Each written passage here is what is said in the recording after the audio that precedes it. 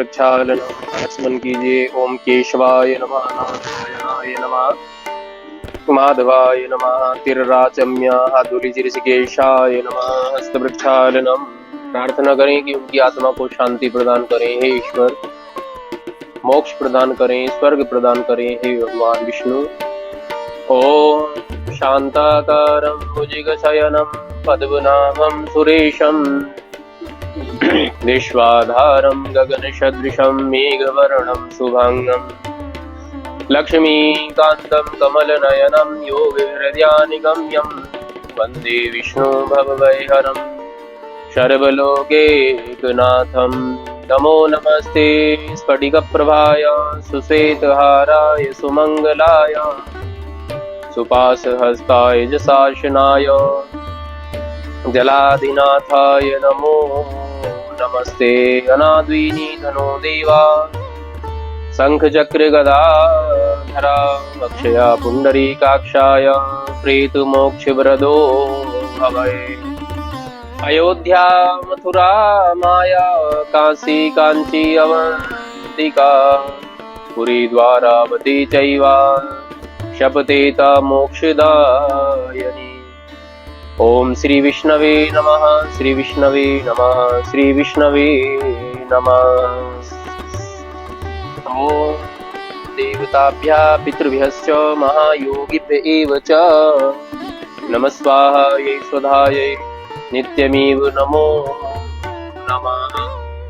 ओम सहस्रशीर्षः पुरुषः सहस्राक्षः सहस्रपात शभूमिगुं सर्वात् स्मृत्वा तिष्ठदशाङ्गुलं मा। श्री विष्णवे नमः। ओम सुशांतिर्भवतु। चढ़ाई। बोलो विष्णु भगवान की जय, गरुड़ महाराज की जय।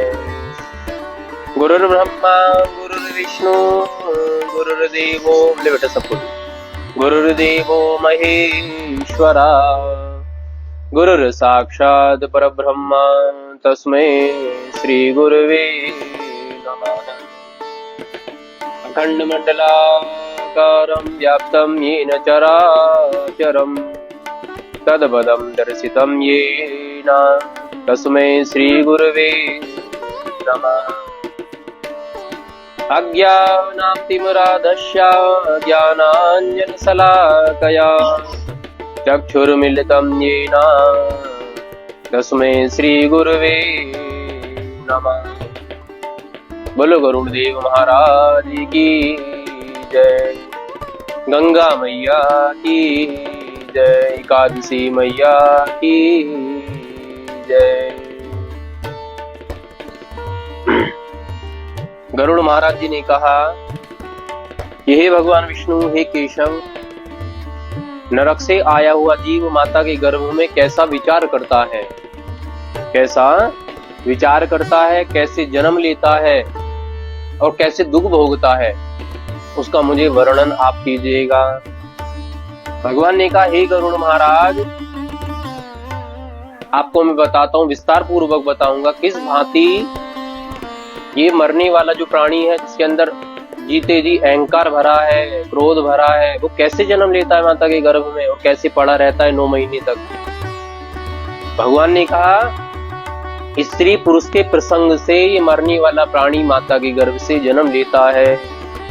पुरुष का वीर्य जब दोनों इकट्ठे होकर और स्त्री का रज इकट्ठे होकर जब माता के गर्भ में जाते हैं, स्त्री के गर्भ में जाते हैं, गर्भाशय में बंद होते हैं, तो मरने वाला प्राणी जन्म लेता है। ऋतु स्नान के दिन से ही पूर्व यदि कामांध स्त्री पुरुष प्रसंग करते हैं तो पापियों की उत्पत्ति होती है। ऋतु स्नान के दिन से ही 3 दिन 4 दिन अपवित्र होती है महिला स्त्री। उन दिनों यदि पुरुष प्रसंग करे और गर्भ रह जाए तो शास्त्र कहता है, गरुड़ पुराण, उसमें नरक से आया हुआ प्राणी माता के गर्भ में जन्म लेता है। नरक से आया हुआ जीव जन्म लेगा, अच्छा प्राणी प्रवेश नहीं करेगा, ये धर्मात्मा प्रवेश नहीं करेगा। स्त्रियों की ऋतु इंद्र की ब्रह्मत्या है जो रजो रूप होकर निकलती है। 3 दिन 4 दिन रजो रूप होकर निकलती है, अपवित्र रहती है इतनी महिला स्त्री। और इन दिनों भगवान का भजन करना, संध्या करना, देवताओं को स्पर्श करना और भगवान भोजन निर्माण करना घर के अंदर, इन चीजों का हमें महाराज विचार करना चाहिए और प्रसंग करना, विचार करना चाहिए। जब तक हम शुद्ध न हो जाए तो भगवान का भजन भोजन आदि निर्माण करना निषेध है, शास्त्रों में निषेध है। ये कर्म हमें नहीं करने चाहिए जब तक स्त्री शुद्ध न हो जाए, तो महाराज नहीं इनको करना चाहिए। चौथे दिन स्त्री जब शुद्ध हो जाए, और क्या कहते हैं 3 दिन तक क्या रूप होता है स्त्री का? पहले दिन वे चांडालिनी, दूसरे दिन ब्रह्मघातिनी, तीसरे दिन धोबिन के समान है। चौथे दिन स्नान करें, सिर सहित स्नान करें, सिर सहित जल डालें, गंगा जल डालकर स्नान करें। इन दोनों प्रसंग से महाराज नरक से आया हुआ प्राणी जन्म लेता है। गर्भ में ब्रह्म ईश्वर की प्रेरणा से अपने कर्म वश होकर जीव वीर्य के बिंदुओं में आश्रय पाकर स्त्री के उदर में जाता है, उदर गर्भ जाता है। यह एक रात्रि में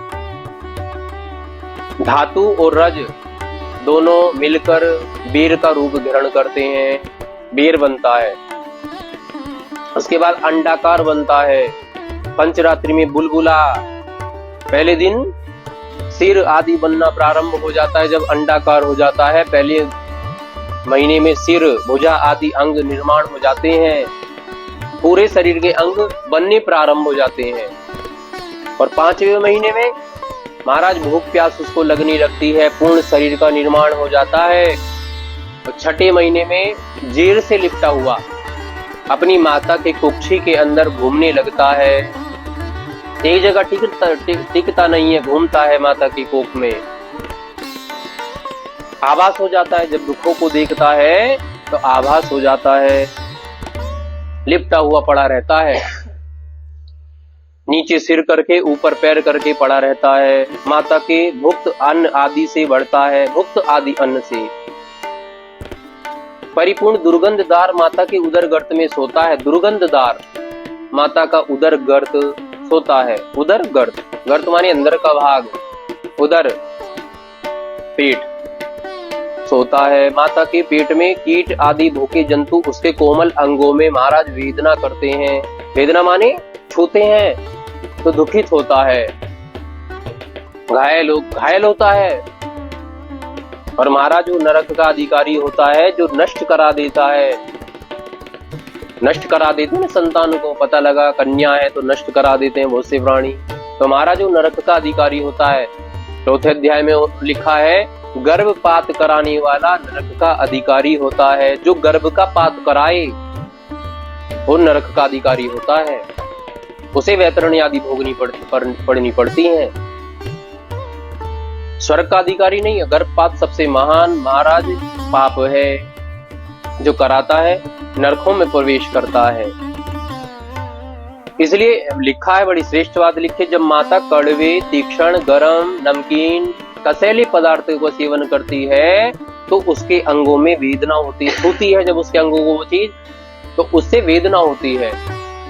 और सत्यता हमारे यहाँ ऋषियों की पद्धतियां हैं, उनमें लिखी हैं क्या क्या चीज हमें ग्रहण नहीं करनी चाहिए।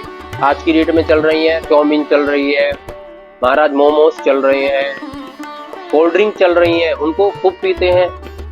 जबकि जो गर्भवती महिलाएं हैं, बड़ा सुंदर भोजन उनको ग्रहण करना चाहिए। ज्यादा नमकीन नहीं हो, उसमें मिर्च नहीं हो, ज्यादा नमकीन नहीं, बड़ा सुंदर भोजन करें, ठंडा भोजन करें, पूरे दिन भगवान का भजन करें, अच्छा सोच रखें। जैसी हम सोच रखेंगे, जैसी हमारी बुद्धि होगी, जैसा हम खाएंगे वैसी बुद्धि का जन्म, हमारी बालक की बुद्धि होगी, गर्भ में जो पल रहा है उसकी बुद्धि वैसी होगी। अब आज की महिलाएं महाराज 24 घंटे फोन है हाथ में, और फेसबुक चल रहा है, गूगल चल रहा है, 24 घंटे वो चलता ही रहता है।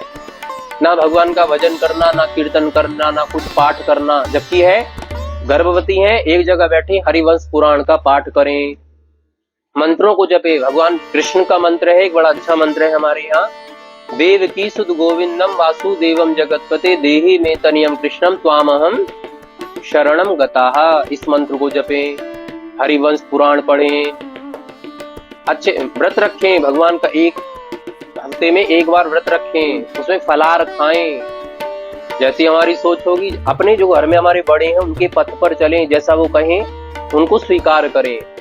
हमारा घर में जो बड़े हैं उनके कोई सुनने वाला नहीं है, हमारी माताएं हमारी जो बड़े कहते हैं उनको कोई स्वीकार नहीं करता, ना घर की जो गर्भवती महिलाएं नहीं स्वीकार करती, ना कोई कार्य करता। पहले था इंसान अपने आप स्वयं कार्य करते रहते थे, स्वयं प्रसव हो जाता था। गरुड़ पुराण में भी लिखा है, गरुड़ पुराण में लिखा है प्रसूत पवन स्वयं आती थी। और आजकल किसके हाथ में प्रसूत पवन? डॉक्टरों के हाथ में प्रसूत पवन है। इंसानों ने अपने हाथ में भी प्रसूत पवन ले लिया अपने आप। लग रहा है कि बच्चे का अब हमारे जन्म होने वाला है, 9 महीना पूर्ण हो गया कि पंडित जी नक्षत्र जांच लीजिए, लगन जांच लीजिए, तिथि जांच लीजिए, मूल नक्षत्र ना हो, मांगलिक नक्षत्र ना हो। स्वयं कार्य करें, मेहनत का कार्य करें, स्वयं प्रसव हो जाएगा। सारे कार्य करें, पथ पर चलें, जो हमारे ऋषि मुनियों की पद्धति है उन पथ पर चलें, कोई कष्ट नहीं होगा। आप डॉक्टर महाराज कर तो देते हैं ऑपरेशन, उनको भी क्या है, वो दुख आगे भोगना पड़ता है स्त्रियों को, महिलाओं को। इसलिए पथ पर चलें, अच्छा खाएं, उनके सोच पर चलें, ना हमें कष्ट होगा ना हमें कष्ट आगे भोगना पड़ेगा। तो कठोर वस्तुओं का सेवन करती है तो महाराज उसके अंगों में वेदना होती है। जब हम गलत चीज का सेवन करेंगे तो उसके वो चीज स्पर्श करेगी उसके अंगों में, तो उसको दुख होता है कि मेरी माता ऐसे अन्न क्यों खा रही है या क्यों ऐसे पी रही है। ठंडा खाएं, अच्छा खाएं तो उसके अंगों में भी लगेगा, वो आगे बढ़ेगा। जन्म से बहुत से सुनने में आता है वो बेचारा जन्म से नर्सरी में रखा गया। अच्छा भोजन खाएंगे, तंदुरुस्त बढ़िया भोजन खाएंगे तो सही जन्म लेगा, नर्सरी में रखने की नौबत नहीं है। दूध पिए, फ्रूट्स खाएं, ड्राई फ्रूट्स हैं वो खाएं, तो वेदना होती है। जरायु से कसा हुआ आंतों द्वारा आवृत रहता है। जरायु से जीर, जरायु से कसा हुआ आंतों द्वारा आवृत रहता है, पड़ा रहता है, गोलाकार बनाकर, पैर सिर से गोला आकार बनाकर पड़ा रहता है माता की कोख में, पक्षियों की भांति कैद रहता है। यदि अच्छे कर्म करे तो महाराज वहां भी जन्म नहीं लेगा, वो भी तो दुख है। 9 महीने तक पड़ा है, मलमूत्र का कुआं है वहां पड़ा है, जब पृथ्वी पर बाहर आएगा। हालांकि शास्त्र गरुड़ पुराण में लिखा है उसको ज्ञान स्मृति याद रहती है। मैंने जितने इस कर्म में इस अपनी जीवन में कर्म कर रहा हूँ, गलत कर्म कर रहा हूँ, अच्छे कर्म कर रहा हूँ, मेरी मृत्यु हो जाएगी, जब मैं माता के घर में जाऊंगा मुझे याद रहेगा, स्मृति याद रहेगी। जब माता के कोख से बाहर जाता है तो सब कुछ ज्ञान स्मृति भूल जाता है, पूर्वोक्त ज्ञान स्मृति भूल जाता है। लिखा है याद भी करता है भगवान को, गर्भ में पड़ा हुआ याद भी करता है, भगवान का स्मरण करता है। क्या कहता है, सैकड़ों जन्मों के प्रभाव से भगवान की स्तुति करता है, वाणी द्वारा प्रार्थना करता है भगवान की, हे भगवान आप इस मलमूत्र के कुएं से मुझे बाहर निकाल दीजिए। हे लक्ष्मीनाथ आप जगत के आधार हैं, सब पापों का नाश करने वाले हैं, घट घट में व्यापक भगवान विष्णु। हे भगवान नारायण विष्णु मैं आपकी शरण में हूँ। बोलो विष्णु भगवान की, गरुड़ महाराज की, मैं आपकी शरण में हूँ। क्योंकि याद है सब कुछ तो भगवान को याद कर रहा है। जब दुख आता है तो प्राणी भगवान का स्मरण करता है, प्रभु को याद करता है। दुख आया तो महाराज कुंडली का स्मरण करता है, कुंडली में क्या दशा, क्या विंशोत्तरी दशा, क्या अंतर दशा, क्या प्रत्यंतर दशा चल रही है, तब उसको जचवाता है। क्या ग्रह नीच का है, क्या उच्च का है, तब जचवाता है। वरना पहले से हम अच्छे अच्छे कर्म करें, रोजाना सुबह उठे, सूर्य भगवान को अर्घ दें, अर्घ देते वक्त भगवान का सूर्य का मंत्रों को जपे, क्योंकि कहा जाता है सूर्य हमारे राजा हैं ग्रहों के। यदि हम प्रतिदिन सूर्य को अर्घ देते हैं तांबे के लोटे से, हमारे सारे ग्रह सही हो जाते हैं, वो राजा है हमारी कुंडली के। रोजाना प्रतिदिन अर्घ दें। ए ही सूर्य सहस्रांशो तेजो राशि जगत पते अनुकंपयाम भक्त्या गृहणार्घ्य दिवाकरा, ये मंत्र है उनका। या घृणी सूर्याय नमः, बीज मंत्र है ओम घृणी सूर्याय नमः, ओम घृणी सूर्याय नमः। या आदित्य हृदय स्तोत्र हम पढ़ सकते हैं तो उनको पढ़ें, सारे ग्रह अनुकूल हो जाएंगे। धार्मिक है वो, धार्मिक बनाने वाली है प्राणी को। तो प्रार्थना करता रहता है, हे भगवान ये माया जिससे मोहित होकर मैं अपने शरीर पुत्र आदि की ममता करके अभिमान करता रहा। मनुष्य के पास ज्यादा धन आ जाए, ज्यादा घर में सुख शांति समृद्धि धन धान्य संतान आ जाए तो क्या लिखा है, वो अहंकार करने लगता है। मैं अभिमान करता रहा, इन सबको पाकर मैं अभिमान करता रहा। गरीब को गरीब नहीं समझा, अपने घर में जो माता पिता हैं उनका कभी मान सम्मान नहीं किया मैंने, मैं अभिमान करता रहा। अपने कुटुंब की पालन में लगा रहा मैं, अपना पेट भरना जानता रहा मैं। भगवान आप मुझे ज्ञान दीजिए जिससे मेरा अगले जन्म में पुनः जन्म मरण ना हो, जन्म मरण ना हो, मेरा आवागमन के चक्र से मैं छूट जाऊं। मुझे ज्ञान भी हो रहा है भगवान, प्रार्थना कर रहा है। जिनके लिए मैंने गलत कर्म किए, याद कर रहा है पहला समय भगवान से कह रहा है, जिनके लिए मैंने गलत कर्म किए अभिमानवश, वो खा पी कर चले गए, वो उसका सुख पा रहे हैं, लेकिन उनका फल मैं स्वयं यहाँ पर भोग रहा हूं। उसी के काल चक्र में यहाँ पड़ा हूं भगवान, अकेला दुख पा रहा हूं, जल रहा हूं। हे दयालु, यदि मैं इस नरक से छूट जाऊं, आपके चरण बिंदु का अवश्य स्मरण करके अपना उद्धार कर लूंगा। गर्भ में है लेकिन भगवान की स्तुति कर रहा है, क्योंकि याद है सारा नरक में कैसे मुझे दुख मिला और कैसे मैं पिछले जन्म में रहकर मैंने गलत कर्म किए या अच्छे कर्म किए, इसलिए भगवान का स्मरण कर रहा है, मेरी मुक्ति हो जाए। मैं यहाँ पड़ा हूँ, मुझे महाराज कोई विचार नहीं, विष्णु भगवान उसका कोई विचार नहीं, पर मुझे आप ज्ञान दे दीजिए जिससे मेरा उद्धार हो जाए। भगवान से प्रार्थना कर रहा है, आपने मुझे ज्ञान दिया, मैं आपकी शरण हूँ। मैं संसार में जाऊंगा, मेरे से फिर से संसार चिपट जाएगा। गर्भ से बाहर आता है, संसार चिपट जाता है, संसार मैं गलत कर्मों में पुनः लग जाऊंगा। दीनबंधु चाहे भारी दुख में पड़ा हूं उसका विचार नहीं, परंतु अपना उद्धार अवश्य करूंगा, जरूर करूंगा अपना उद्धार। ऐसी स्तुति करता रहता है। भगवान कहने लगे, हे गरुड़ महाराज, जीव 10वें मास तक स्तुति करता रहता है, भगवान की प्रार्थना करता रहता है। तब अधोमुख प्रसूत पवन उसको झट भार गिरा देती है। वही वर्णन आया, प्रसूत पवन उसको भार गिरा देती है। भार आता है, कष्ट पूर्वक ज्ञान स्मृति, पूर्वोक्त ज्ञान स्मृति चली जाती है। जो कुछ याद था सब भूल जाता है, चली जाती है। विष्ठा कीट की भांति ज्ञान नष्ट हो जाने पर, पूर्वोक्त ज्ञान नष्ट हो जाने पर विपरीत गति को प्राप्त होता है, रोता है। सभी कहते हैं बालक का जन्म हुआ है, उसके संस्कार कराए जाते हैं। अच्छा हमारे परिवार मिलेगा तो हमारे सारे संस्कार कराए जाएंगे, सारे संस्कार होंगे। सबसे पहले कौन सा संस्कार? महाराज जी, नामकरण संस्कार विधिवत। यदि अच्छा घर है, ब्राह्मण का घर है, तो हमारे सारे संस्कार कराए जाएंगे। नामकरण संस्कार विधि पूर्वक, कर्ण छेदन संस्कार, अन्नप्राशन संस्कार, कर्ण छेदन संस्कार, मुंडन संस्कार, विद्या अध्ययन संस्कार। यदि बालक को विद्यालय भेजना है, उसकी भी तिथि है, नक्षत्र है, वार है, लगन है, उसका भी मुहूर्त है। विद्या अध्ययन संस्कार कराए जाते हैं, सारे संस्कार कराए जाते हैं। बड़ा अच्छा वर्णन आया है, क्या लिखा है? गर्भ में रुका होने के समय, रोगी होने पर शमशान में, यदि हमारा ऐसा वैराग्य सदा बना रहे तो हमारा जीवन ही हमारा स्वर्ग हो जाए। पुराण सुनते हुए जब हम शमशान घाट में जाएं तो सामने चिता जल रही है, उसका दर्शन करते हैं। उस जब तक वो चिता जल रही है तब तक वैराग्य बड़ा अच्छा रहता है प्राणी का। महाराज ये सोचता है बड़े अच्छे अच्छे कर्म कर लेने चाहिए, यहाँ आकर सब कुछ खत्म है। जब चिता को जलता देखता कहता कुछ नहीं रखा संसार में, ये धन धान्य है, ये संतान आदि बेकार है, अच्छे कर्म कर लिए। लेकिन भाषी संसार से बाहर आता है, फिर गलत कर्मों में लग जाता है।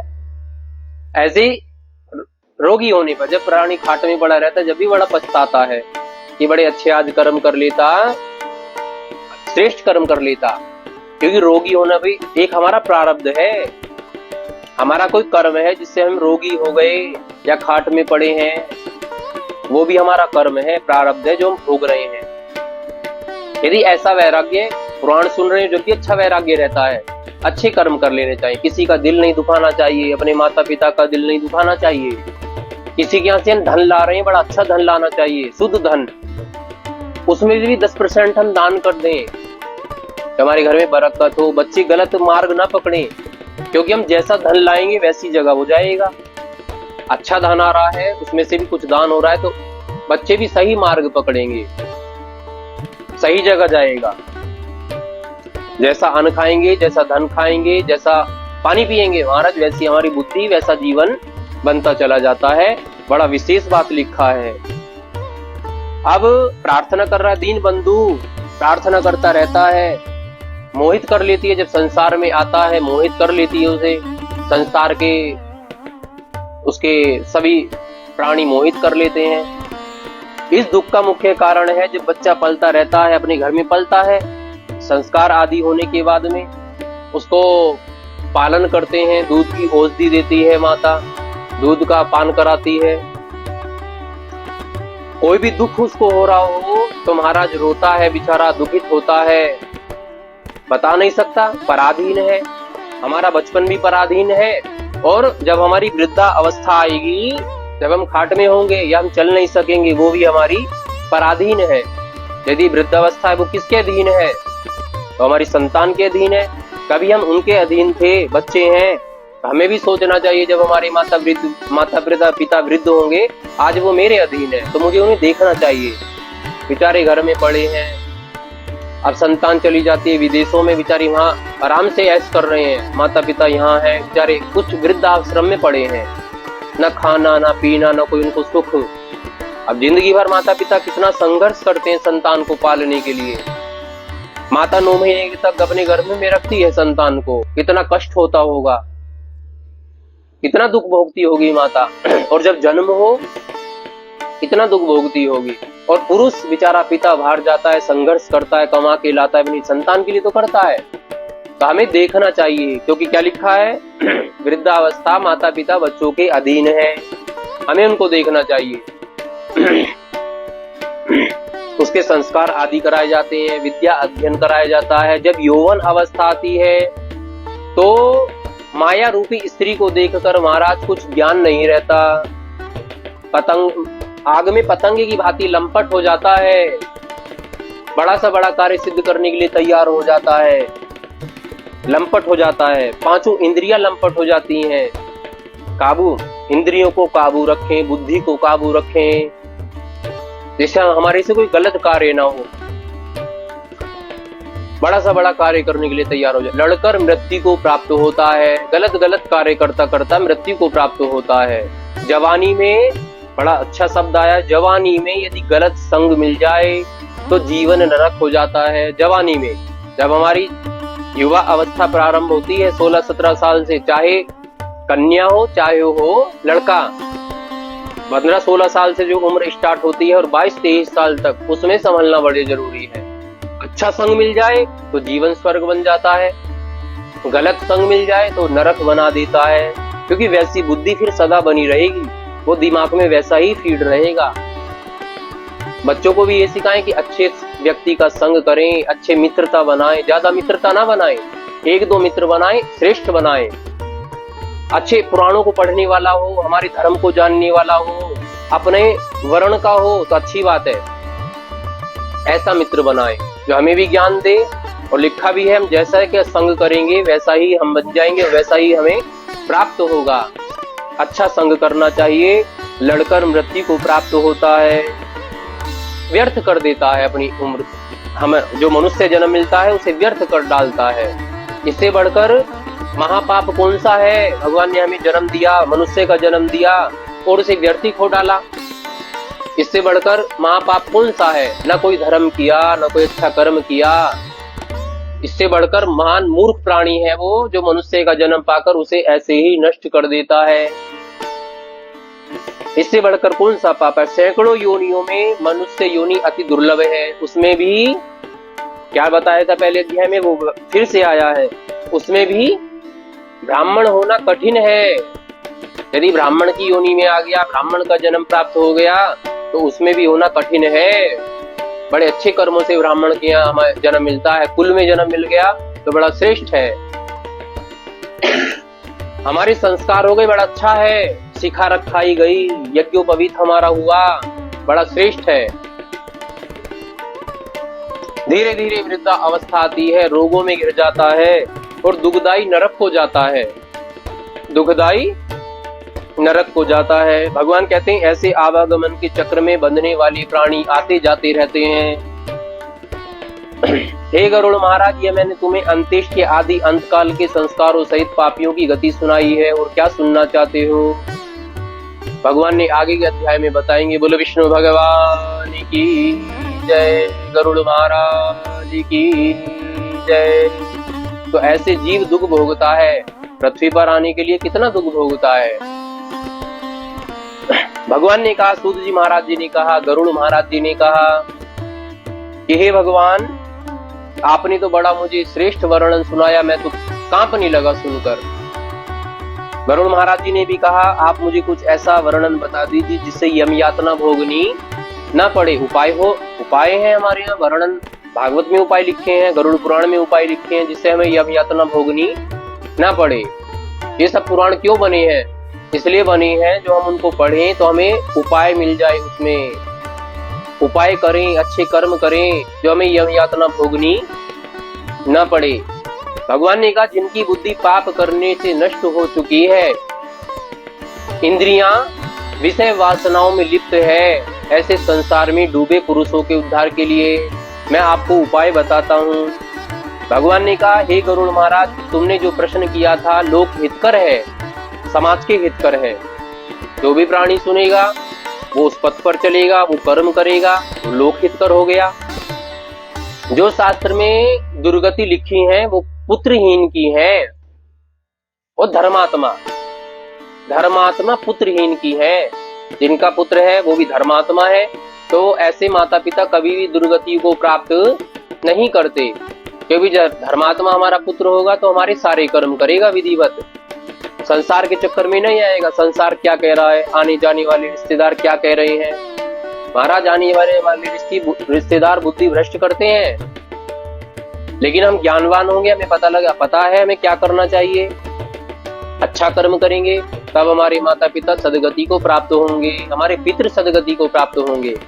बहुत से प्राणी आते हैं, रिश्तेदार तो बुद्धि भ्रष्ट करते हैं, बहुत से प्राणी आते हैं कि ऐसा नहीं ऐसा करना चाहिए, ऐसा नहीं ऐसा करना चाहिए। उनको कुछ महाराज पता तो है नहीं, पता उनको है जो पुराण पढ़ ले, जो वेद पढ़े, जो गरुड़ पुराण को पढ़ने वाला हो, उसको पता है क्या होना चाहिए क्या नहीं होना चाहिए। हालांकि देखा तो उसने भी नहीं क्या होगा क्या, लेकिन जहां तक पढ़ा है, जहां तक संसार में देखा है, ज्यादातर तो वही देखेगा। तो धर्मात्मा पुत्र है तो उसके माता पिता सदगति को प्राप्त करते हैं। अब बड़ी श्रेष्ठ बात आई आगे, क्या लिखा है। हालांकि कलयुग चल रहा है, कलयुग में बड़ी कम सिद्धता होती है, और विधिवत हो जाए तब सिद्धता होगी। विधिवत एक एक विधि लेकर चले हम किस चीज को, तब विधि होगी, हमारे पास समय हो। क्या लिखा है, हाँ, यदि कर्मानुसार घर में पुत्र ना हो तो हमें पुत्र प्राप्ति के लिए उपाय करना चाहिए। देखो कितना बड़ा, पुत्र प्राप्ति के लिए उपाय करना चाहिए। क्या क्या उपाय है? श्रीमद् भागवत महापुराण का अनुष्ठान, महामृत्युंजय का जाप, हरिवंश पुराण का पाठ, अनुष्ठान होते हैं बाकायदा। 1-2 दिन के अनुष्ठान नहीं है, इन्हें 11-11 दिन लग जाते हैं, 21-21 दिन लग जाते हैं अनुष्ठानों को करने के लिए। उनको उपायों को करके बुद्धिमान पुत्र की प्राप्ति करनी चाहिए, जिससे हमें बुद्धिमान पुत्र प्राप्त हो जाए, धर्मात्मा पुत्र प्राप्त हो जाए। पुत्र शब्द की यहाँ शास्त्र व्याख्या करता है, पुत्र उसे कहा जाता है जो 84 नाग नरकों में पुन्नाम नाम का एक नरक है, वैतरणी नरक है, उससे पुत्र उनकी रक्षा करे, उस नरकों से रक्षा करे, उसे पुत्र कहा जाता है, उसे पुत्र कहा जाता है। और जब महाराज कर्म ही नहीं करेगा कोई, कहाँ स्वर्ग प्राप्त हो जाएगा, कहाँ पुन्नाम नाम के नरक से हमें रक्षा हो जाएगी हमारी। वैतरणी से रक्षा करे, उसे पुत्र कहा जाता है। ऐसे पुत्र से कभी भी पिता माता नरक में नहीं जाते, और ऐसे पुत्र से चले जाएंगे जो मैंने वर्णन सुनाया आपको। यदि एक धर्मात्मा पुत्र हो तो सारे कुल का उद्धार कर देगा, सारे कुल का। मान लीजिए 5 भाई हैं, बड़ा अच्छा वर्णन है आगे कोई से इस अध्याय में या श्लोक में। शास्त्र कहता है यदि हम 5 भाई हैं, चाचा ताऊ हैं साथ में, 4 को कोई संतान नहीं है, 1 को संतान है मात्र, पुत्र है 1 को, तो क्या लिखा है वो सारे कुल का उद्धार कर देगा वो पुत्र। सारी जो उनकी चाची ताई हैं, चाचा ताऊ हैं, वो क्या है? चाचा ताऊ नहीं, पिता के बराबर है, माता के बराबर है, वो पुत्रवती हैं, वो पिता सारे हैं, तो उनका उद्धार हो जाएगा यदि वो पुत्र सारा सबका काम करेगा। ये मनु का कथन है, गरुड़ पुराण का कथन है, पूरे का उद्धार कर देगा, कोई संशय नहीं है। बड़ी अच्छी ये भी बात आती है, जिन स्त्री पुरुष का विवाह अपने वर्ण में होता है उनसे उत्पन्न पुत्र पितरों को स्वर्ग में पहुंचाते हैं, उनकी गति होती है। मान लीजिए ब्राह्मण का लड़का है और महाराज शूद्र की कन्या ले आए, शूद्र से कन्या आ जाए और उससे उत्पन्न पुत्र हो जाए, तो क्या लिखा है? उनके पितृ नरक में चले जाते हैं, नीचे गिर जाते हैं। और फिर क्या होगा? फिर सर्वनाश है, फिर घर में अशांति है। इसलिए अपने वर्ण में ही हमें विवाह करना चाहिए। ब्राह्मण कन्या है तो ब्राह्मण का ही वर होना चाहिए, वर भी ऐसा हो, पढ़ा लिखा धर्मात्मा वर हो, ऐसे से हमें विवाह करना चाहिए अपने वर्ण में ही। ब्राह्मण है तो ब्राह्मण, वैश्य है तो वैश्य, क्षत्रिय है तो क्षत्रिय, और शूद्र है तो शूद्र ही। अपने वर्ण में विवाह होगा तो पुत्र स्वर्ग में पहुंचाएगा पितरों को, वरना नरक भोगेंगे पितर। जितना हम करेंगे सारा व्यर्थ है, नरक भोगते हैं। पितृ पुत्रों के लिए श्राद्ध विधानों से स्वर्ग में जाते हैं, इसमें आश्चर्य की बात नहीं है। यदि सवर्ण स्त्री से उत्पन्न कोई भी समी पत्र बराबर, समी का कितना छोटा है, उस बराबर भी पिंडदान हम देते हैं तो उसका भी उद्धार हो जाता है। देने वाले का भी उद्धार, लेने वाले का भी उद्धार, दोनों स्वर्ग के अधिकारी हो जाते हैं। हे गरुड़, मैं तुमको एक आख्यान सुनाता हूं जिसमें प्रेत का यहाँ वर्णन है और दैहिक क्रिया का महात्म्य सूचक है। त्रेता युग में बब्रुवाहन नाम का एक राजा हुआ करता था, महोदयपुर का राजा था। बड़ा सुशील, आचार, दया, दक्षिणा आदि से युक्त था, साधु सज्जनों का सत्कार करने वाला, ब्राह्मणों को पूजने वाला, बड़ा विद्वान था, अच्छे अच्छे कर्म करने वाला था राजा। अब वह एक समय अपनी सेना को लेकर शिकार खेलने के लिए वन में चला गया। उसने सोचा आज मैं किसी पशु को मारूंगा, साथ में उसके बाण धनुष, घोड़े पर सवार था। वन में चला गया, उसने बाण छोड़ा, देखा हिरन है सामने, बाण छोड़ा, हिरन के लग गया। अपितु ऐसी जगह नहीं लगा जो तुरंत मर जाता, ऐसी जगह लग गया, पैर में लगा हो तो भागता रहा।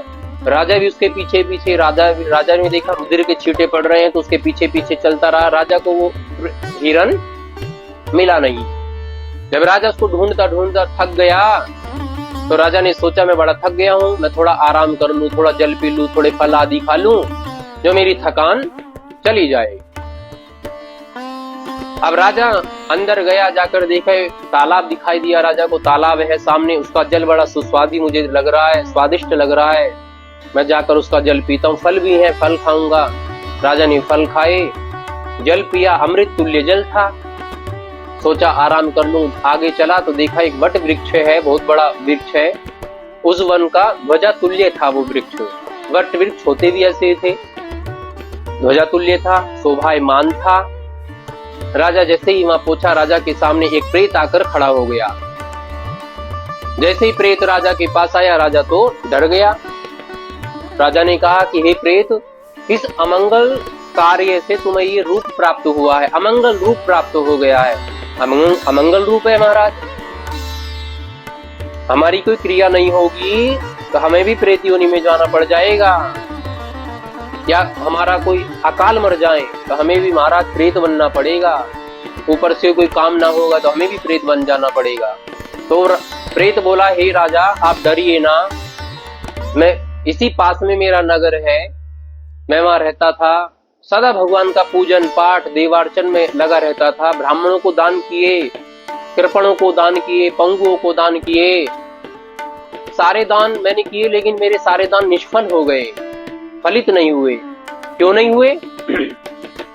सब कुछ होते हुए भी मेरे घर में कोई मेरी संतान, कोई मेरा पुत्र, कोई मेरा मित्र, कोई बंधु बांधव, सगा संबंधी नहीं था जो मेरा कर्म करता मरने के बाद में। मैं मर तो गया, लेकिन मेरी कोई क्रिया नहीं हुई। क्रिया होनी भी बहुत जरूरी है। कर्म अपनी जगह है, जो हम अच्छे कर्म करें वो अपनी जगह है। मरने के बाद हमारे साथ क्या संस्कार हुआ वो अपनी जगह है। कर्मों का फल तो हमें वहां भोगना है, लेकिन क्रिया प्रेत और पितरों पर आधारित है। यदि क्रिया विधिवत हो जाए तो पितरों पर आधारित है, नहीं हुई तो प्रेत पर आधारित है। मेरा कोई कर्म नहीं हुआ जिससे मेरी सदगति हो जाती।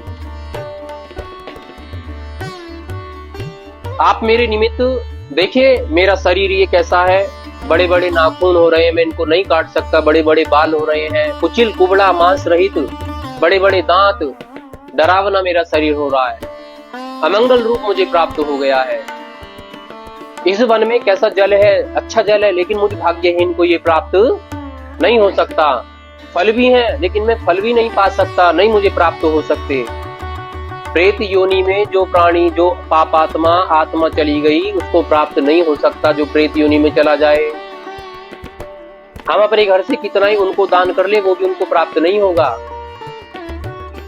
इसलिए कर्म करना चाहिए विधिवत, जो हमारा जो घर से प्राणी गया है वो पितृ बन जाए, पितृ प्राप्त करेगा, उनको प्राप्त हो जाएगा। और जब वो प्राप्त हो जाएगा वो हमें आशीर्वाद प्रदान करेंगे, तब फलेंगे फूलेंगे हम।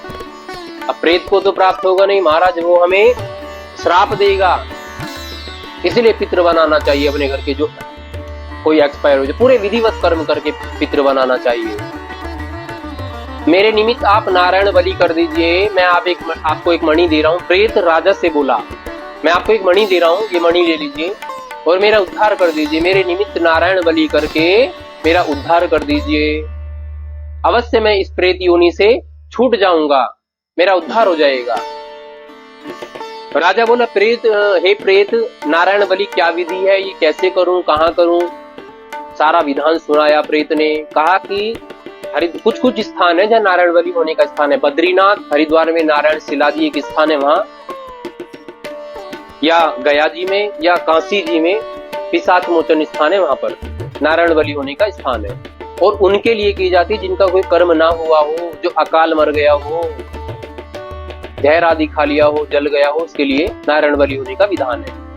वहीं गंगा के किनारे होने का विधान है। 4-5 घंटे की क्रिया है, वो पूजा है। सारी विधान सुनाया, कैसे कैसे पूजा की जाती है, सारा विधान सुनाया प्रेत ने। सबके निमित्त कलश रखना, सबके पूजन करना, आवाहन करना। किन किन का?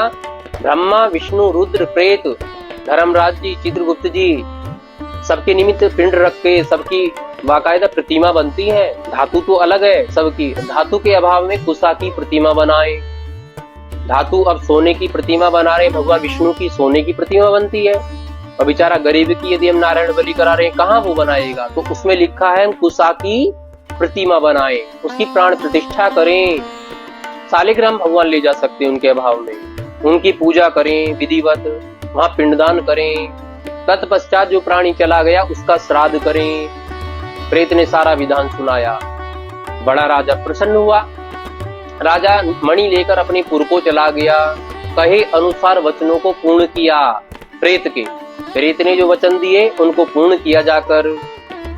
इतने में चतुरंगनी सेना आई प्रेत के पास में, जब उसकी क्रिया हो गई। और वहां पर विमान आया, भगवान विष्णु बैठे थे उसमें। नारायण बलि में इतनी शक्ति है, विधिवत हो जाए तो नारायण का ही शब्द आ रहा है उसमें, नारायण की पूजा। बलि शब्द अलग है, उसका भी दूसरा अर्थ निकलता है। बलि वो नहीं कि हम उसको किसी पशु की बलि दें, बलि वो नहीं। हम जो श्राद्धों में अन्न देते हैं, गौ ग्रास, स्वान ग्रास, काक ग्रास, विश्वदेवा ग्रास, पिपली का ग्रास, उनको भी बलि कहा जाता है। गौ बलि, स्वान बलि, काक बलि, उनको भी बलि कहा जाता है, ग्रास भी कहा जाता है।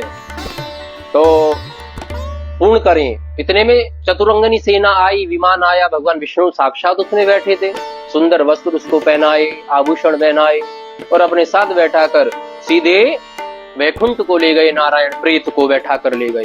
प्रेत भी उसको आशीर्वाद देता गया, दूसरे व्यक्ति को। देखिए दूसरे व्यक्ति के हाथ से प्रेत ने स्वीकार किए पिंड, और घर का जो पुत्र है वो विधि पूर्वक करे, कोई लालच वाला छोड़ के, कोई उसके मन में अहंकार मोह लोभ ना हो कि मैं पिता की संपत्ति के लिए कर रहा हूं, ये ना हो। महाराज जो करेगा उसका भी उद्धार है। अब उसको आशीर्वाद देता गया, प्रेत आशीर्वाद देता हुआ गया, उसका भी उद्धार हो गया। अब देखिए दूसरे के हाथ से स्वीकार किया। यदि पुत्र श्रद्धा से करे, भक्ति भाव से करे, धन धान्य नहीं, श्रद्धा मुख्य चीज है। श्रद्धा शुद्धता मुख्य चीज है। पितृ तो यही कहते हैं। हमारे पास एक अंत्येष्टि श्राद्ध कर्म प्रकाश है, उसमें लिखा है कि श्रद्धा और शुद्धता होनी चाहिए।